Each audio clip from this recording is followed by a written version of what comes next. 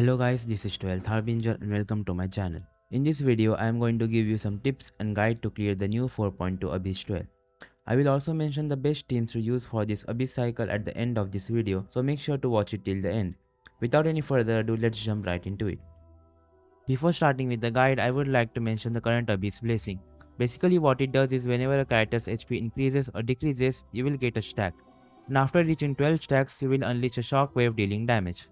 This is obviously made for Furina but can also be utilized by other characters that can offer constant HP changes like Nuvilate, Risley or Xiao. For the first half of 12-1 there will be Pyro Abyss Mages and Pyro Abyss Lector, so you will need a Hydro character with good Hydro application to break their shields. It is recommended to bring AoE DPS here as there are a lot of enemies. In the first wave, a Dendro Samalchal and Pyro Abyss Mage will spawn at the center. They won't cause much of a problem as they are extremely easy to defeat, but if you let them do their thing, they can deal a lot of damage to you using burn reaction. So it is recommended to take down the Dendro Samalchal as soon as possible. The next wave, 2 Rift Hounds will spawn along with the Abyss Mage. I defeat the Abyss Mage first, then move on to the Rift Hounds. If you feel like your DPS is not dealing enough damage, you can use an Electro DPS like Beidou as these Rift Hounds have less resistance towards Electro. After dealing with the Rift Hounds, 2 Dendro Primus Breacher and 1 Abyss Lector will spawn on the south side of the arena. I recommend you to focus on defeating the Primus Breachers first as they can get extremely annoying with their attacks. And the Dendro attacks combined with the Abyss Lector's attacks will inflict you with burn, depleting your HP extremely fast. But if you are using an AoE DPS like Xiangling or Beidou, you can just focus on Abyss Lector while also dealing damage to everything around you. The second half has the Matrix boss. After around 10 seconds of starting the battle, the boss will turn invisible and leave its parts on the ground. You can destroy any one of these parts and this will force the boss to teleport to the middle of the arena and enter recovery state. While in recovery state, the boss summons these Dendro pillars that you can destroy using electro attacks and paralyze the boss. If you don't have electro, you can wait for a few seconds and the boss will be visible again. You can prepare your support rotation while the boss is still invisible so that you can get more time to deal damage when the boss gets visible again. If you have a Dendro and Electro character in your team, you don't have to do any of this. When the boss turns invisible, you can proc Quicken Reaction on it to paralyze it. If you are having trouble locating the boss, it will teleport a few meters forward in the direction that it is facing after turning invisible. Single target DPS you can deal extremely high damage are recommended here.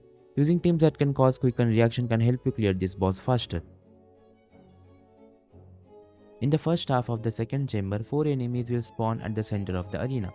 2 dogs and 2 roller machines. If you have Kazu or Wendy, you can easily group them, but if you don't, I recommend you to defeat the dogs first as they have very low HP and the rollers keep following you, which makes targeting them easier.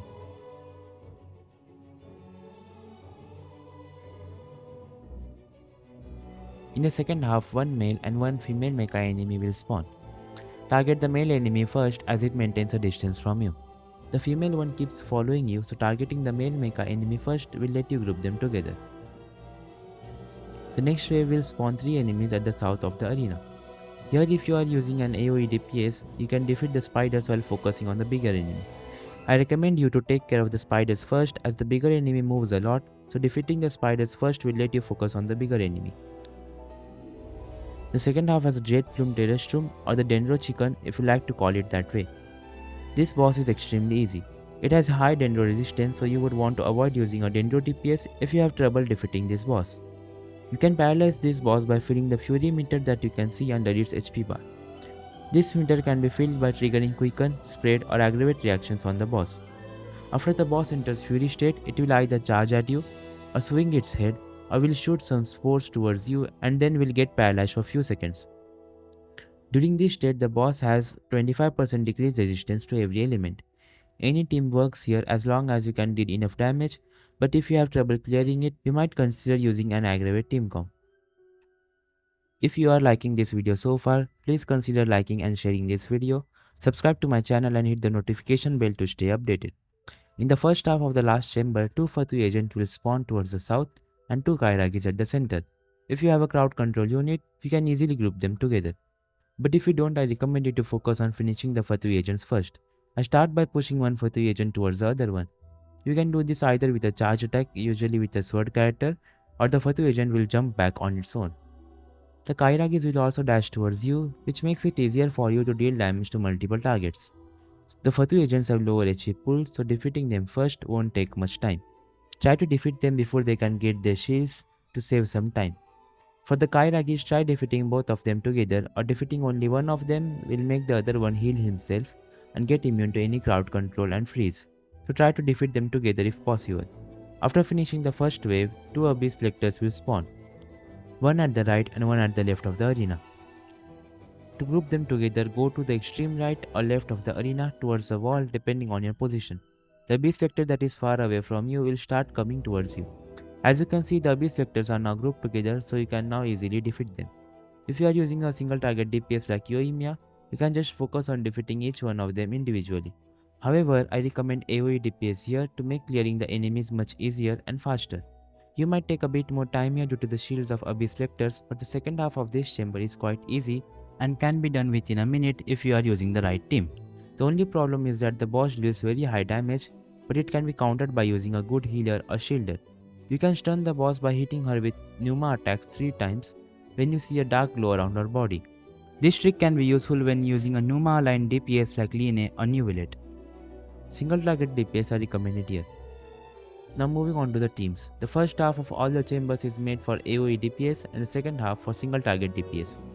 If you have Neuvillette, I would recommend you to use him in the first half as he can easily break the Abyss Lecter's shield and his ejaculation also has a huge AoE. There are many F2P teams that have a good AoE damage. The first one is Xiangling National Team or its variants. I am pretty sure most of us already know how powerful this team is. This team can work for both the sides, but I would recommend you to use it on the first half as Xiangling has an extremely huge AoE. You can also use a Taser or Aggravate team with Beidou. Beidou shines in multi-target situations, and since Beidou is currently there in Furina's banner, most of us might have picked up few constellations while pulling for Furina. You can go for premium version of these teams if you have the characters. Nilo Bloom is also an amazing team option to go for. Other than this, there are many other hyper carries that you can use. For single target teams, the best F2P team to use would be the Hyper Bloom team. This team is easy to build. All you need is a Hydro character, a Dendro character for creating blooms, an Electro character to proc Hyper Blooms like Cookie Shinobu or Elemental Mastery Raiden, and the last slot is Flex. Here you can use another Electro, Hydro or Dendro. If you don't have Cookie Shinobu, you can make a Hyper Bloom team with Elemental Mastery Razor, but your team rotation won't be as flexible as it was with Cookie Shinobu or Raiden. You can go with premium version of these teams if you have the better characters. There are many hyper carries to choose from for single target DPS, even those with AoE can be used as long as you can deal high enough damage.